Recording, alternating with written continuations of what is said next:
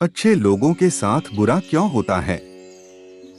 जाने असली वजह। बुरे बनो, अच्छों को दुनिया जीने नहीं देती। अक्सर इस तरह की बातों को लोग खूब कहते हैं।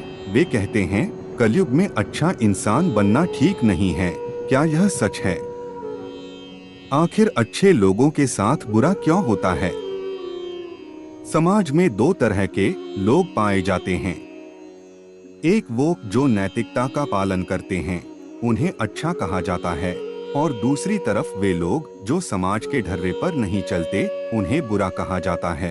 और प्राय यह देखा जाता है कि जिन्हें हम बुरा कहते हैं, वे लोग ज्यादा सुखी और सुविधा का जीवन जीते हैं। जो जितना अयास होगा, वो उतना ही बेखौफ होता है।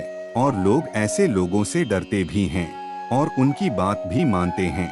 ऐसे में कई बार जो लोग खुद को अच्छा मानते हैं, उनके मन में अच्छाई के प्रति विद्रोह उठता है।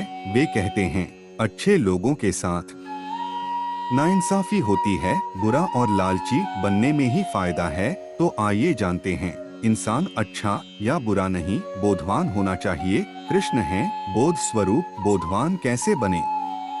कृष्ण माने वो जो बोध स्वरूप हैं। आपके पास जितना बोध होगा, उसके जीवन में कृष्ण उतने ही निकट होंगे। और जो कृष्ण के जितना निकट होगा, उसके जीवन में आनंद रस उतना अधिक होगा।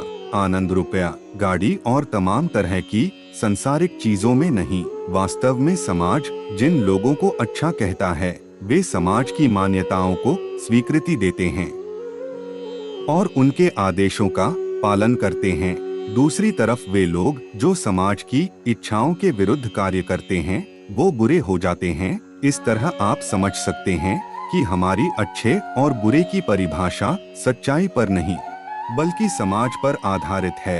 अगर आप समाज की मर्जी के अनुरूप काम करते हैं, तो आपको शाबाशी मिलेगी। इसके विपरीत आप कुछ और कार्य करते हैं, तो आपकी आलोचना होगी। वास्तव में अच्छे और बुरे लोग दोनों समाज की मुट्ठी में कैद होते हैं। ऐसे लोगों को समाज जब चाहे अच्छा और जब चाहे बुरा बनाने की शक्ति रखता है। उदाहरण के लिए, अगर आप मारपीट गाली गलौज नहीं करते, प्यारी प्यारी बातें करते हैं, कभी किसी की मदद या पंडितों को दान दक्षिणा दे देते हैं, नशापान नहीं करते, शादीशुदा जीवन जीते हैं, तो समाज आपको एक अच्छा इंसान घोषित कर देता है। अब जो व्यक्ति समाज की इन मान्यताओं का पालन करता है, वो खुद को अच्छा समझने लगता है। अब ऐसे में जब कोई व्यक्ति नशापान करता है, गाली गलौज और मारपीट करता है, मदद की बजाय वह दूसरों से हमेशा कुछ पाने की सोचता है, लेकिन इसके बावजूद लोग उससे डरते हैं, उसे सलाम ठोकते हैं, तो ऐसे में उस अच्छे इंसान के मन में बड़ी तकलीफ होती है, क्योंकि वो जानता है कि वो तो दूसरों को खुश करने के लिए बहुत नियमों का पालन करता है। पर यहाँ ऐसा व्यक्ति जो समाज की बातों को भी नहीं मानता, फिर भी सीना ठोक के जिंदगी जी रहा है, तो ऐसे में तथाकथित अच्छे लोगों के मन में भारी दुख होता है और वे कई बार बुरा कदम उठाने की भी सोचते हैं। इंसान अच्छा या बुरा नहीं, बोधवान होना चाहिए। अगर आप बिना बुरा बने एक मुक्त और सुंदर जीवन जीना चाहते हैं, तो आपको समाज के द्वारा लगाए जाने वाले अच्छे बुरे के खेल से बाहर आना होगा। देखिए, अच्छाई और बुराई दोनों बहुत सही चीजें हैं। कोई इंसान अच्छा है या बुरा, हम इस चीज को देखकर फैसला नहीं कर सकते कि वह करता क्या है। समाज में दो तरह के लोग हो सकते हैं, एक बोधवान और एक बेहोश। बेहोश मनुष्य वे हैं जो अज्ञानी हैं, जिन्हें खुद का और संसार का ज्ञान नहीं है। दूसरी तरफ बोधवान मनुष्य से आशय उस व्यक्ति से है जो अपनी हालत के प्रति जागृत है, जिसे मालूम है कि उसे क्या चाहिए और क्या चीजें उसे जीवन में पाना है।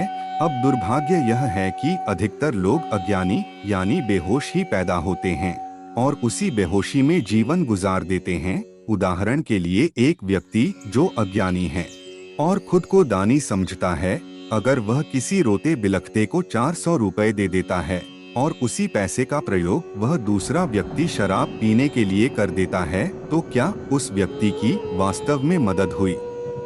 नहीं न। इसलिए अगर व्यक्ति बोधवान नहीं है, तो इसका अर्थ है वह बेहोश है, और बेहोश इंसान जो भी नेक कार्य यानी अच्छे कार्य करेगा उससे किसी का भला कैसे हो सकता है।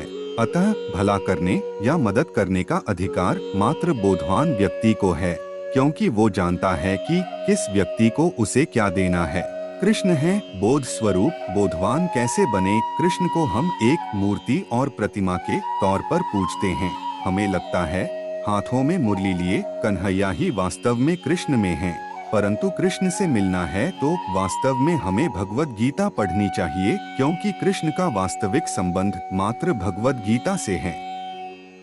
गीता के चौथे अध्याय के 11वें श्लोक में स्वयं भगवान श्री कृष्ण कहते हैं कि आप मुझे जिस रूप में भजते हो मैं आपको उसी रूप में उपलब्ध होता हूँ। तुम मेरी माया को पूजते हो तो मैं तुम्हें माया पाने में मदद करता हूँ, लेकिन अगर तुम मुझे बोध स्वरूप में पूजते हो तो मैं तुम्हें बोध देता हूँ। बोध से आशय समझ से है, अर्थात अपनी वर्तमान हालत का पता होना, ये जानना कि मन क्या है, ये शरीर क्या है और मन इधर उधर भागता क्यों है, ये जानना और फिर मन को सच्चाई की तरफ ले जाना ही बोध है। कृष्ण माने वो जो बोध स्वरूप हैं। आपके पास जितना बोध होगा उसके जीवन में कृष्ण उतने ही निकट होंगे, और जो कृष्ण के जितना निकट होगा उसके जीवन में आनंद रस उतना अधिक होगा। आनंद रुपया, गाड़ी और तमाम तरह की संसारिक चीजों में नहीं। जिसके जीवन में बोध की जितनी कमी होगी उसके जीवन में उतने ही कष्ट होंगे।